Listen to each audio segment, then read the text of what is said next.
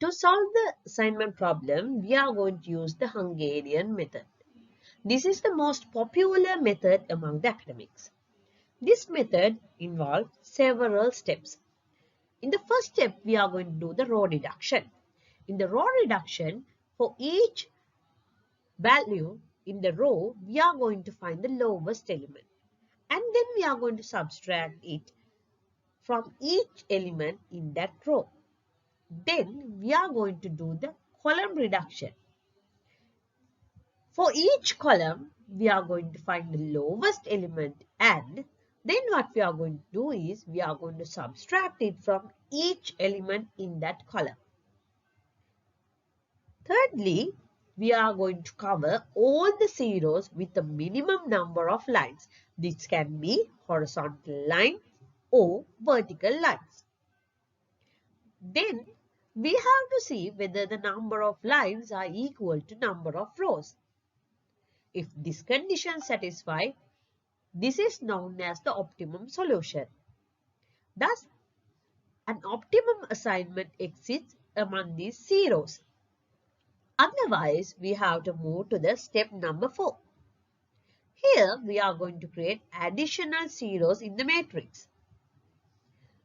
For that, we have to find the smallest element that is not covered by a line in step number 3. Then we have to deduct that smallest element from all the elements which is uncovered. And we have to add that element to the intercepting points of the lines.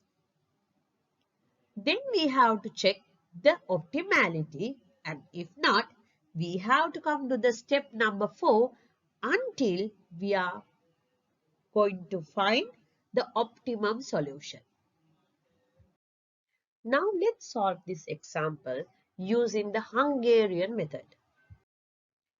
Firstly, we are going to prepare the row reduction table. For that, we have to select the smallest value in each row, and we have to subtract this value from each value in that row.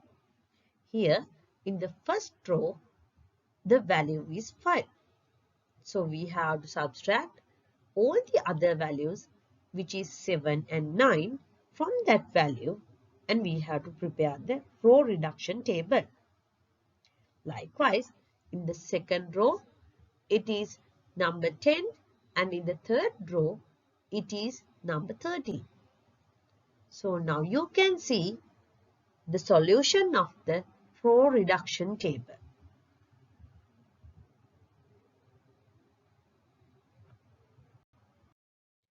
Now, from the row reduction table or the row reduction matrix, we are going to prepare the column reduction table in the second step.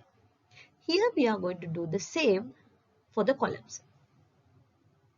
So, from each column, we are going to identify the lowest figure, and then we are going to deduct that value from the other elements in that particular column. So here, in the first column, the lowest value is 0, and in the second column, the lowest value is 0. Here there are 2 zeros, and in the third column, the lowest value is 2.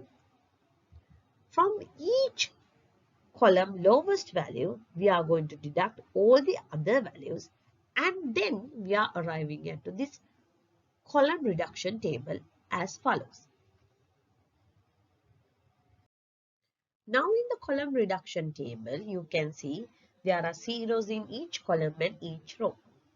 Therefore, we are going to cut all the zeros with minimum number of lines.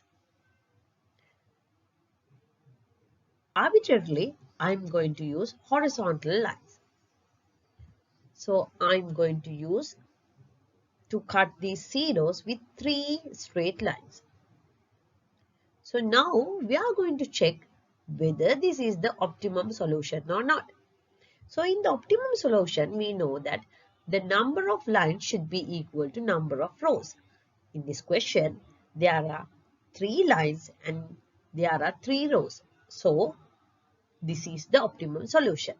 So we have to see in this optimum matrix, can we find the lowest possible answer? So now this is the chance to allocate the jobs for each machine.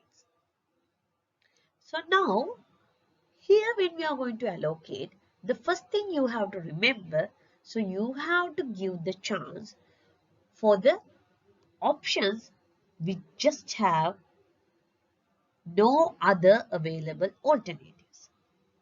So here when we are going to take the first column, we have just one particular zero, which means so we don't have any other available jobs for machine number 1. So we have to give the priority for the machine 1. So when it comes to machine 2, you can see there are 2 available options. We can either go for job 2 or we can go for job 3. Whereas in machine number 3, you can see there is no alternatives. So either we can allocate it to job number 2. If not, we don't have any other alternative.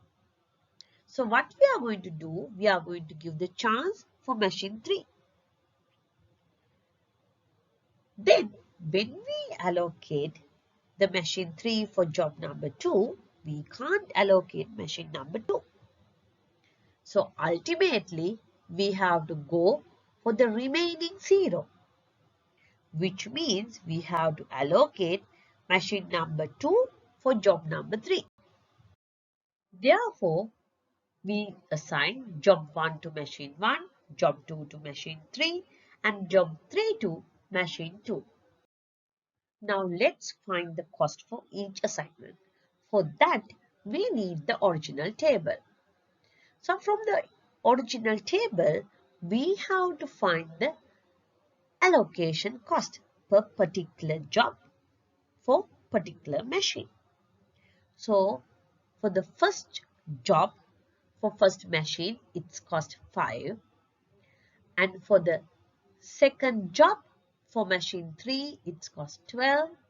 And for the third job, for machine 2, it will cost 30.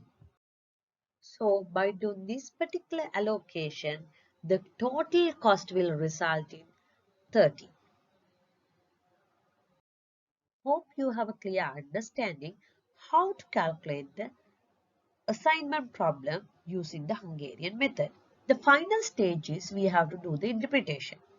So in the interpretation, you can write down to minimize the cost, the company should allocate job 1 to machine 1, job 2 to machine 3, and job 3 to machine 2.